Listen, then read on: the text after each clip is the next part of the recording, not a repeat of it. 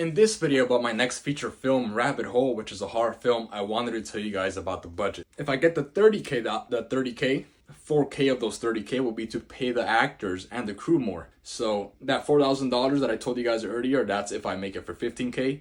If I'm able to get 30K from Indiegogo, that'll be an additional $4,000 to $5,000 to pay the cast and crew. An additional $3,000 if I'm able to get the 30K for better props, effects, and that kind of stuff. An additional 2K for additional crew members. You know, it's always good to have extra hands on set to help out. You never know stuff that might happen. So if I am able to get the 30K from Indiegogo and not the 15K, then an additional 2K for hiring more crew members. If I get the 30K from Indiegogo, an additional 4K for editing.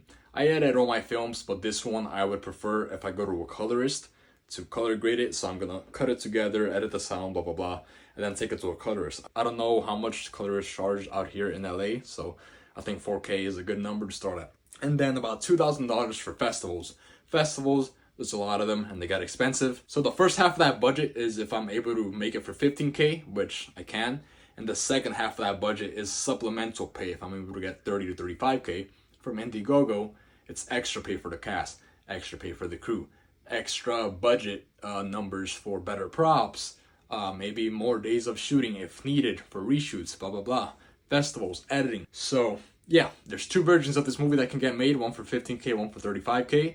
Either version, it's gonna look just as great. It's just if I get a higher budget, I can pay people more for their hard work and their talent and their blood and sweat that they're bringing to make this movie possible.